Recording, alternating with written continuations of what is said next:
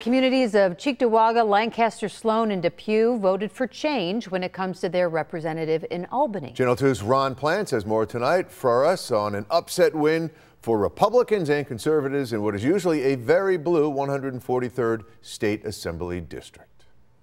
I am here now with the Assembly member-elect, Patrick Kluginski. I have to be honest, I have to keep pronouncing that last name. I'm used to it. And reporters and residents will have to get used to it after Patrick Kluginski on the Republican-conservative lines beat incumbent Democrat Monica Wallace by at least a 2,300 vote margin among over 57,000 ballots cast. His law and order stance and all those TV spots propelling the Iraq War vet and Cheektowaga police lieutenant in a normally 6-to-1 Democrat voter affiliation majority area, that offset with a cross endorsement by the former Democratic town supervisor and council member. They know me from being in our community for so many years, working at the police department. I know our community well. I know what the issues are in our community: affordability, taxes, crime, and the migrant crisis that had hit our town directly. That last point flared into controversy, even with cost for children of asylum seekers placed in the Maryvale School District.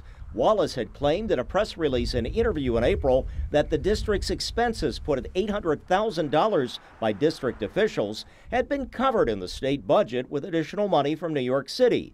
But in an interview with Channel 2, the superintendent disputed that claim. There was also the 2023 police response for incidents like sexual assaults at the hotels for migrants who will be leaving at the end of the year. In addition, Kluginski, with his police background, brought up concerns with retail theft and the seeming epidemic of stolen cars in the area.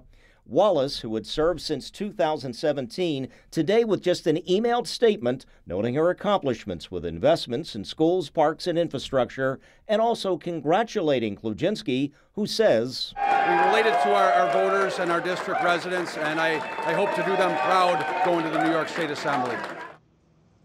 Monica Wallace, ironically, in February, supported term limits legislation for state lawmakers. Now, Kluginski will be sworn in January when the state legislature opens session in Albany. On your side, Ron Plants, Channel 2 News. Ron.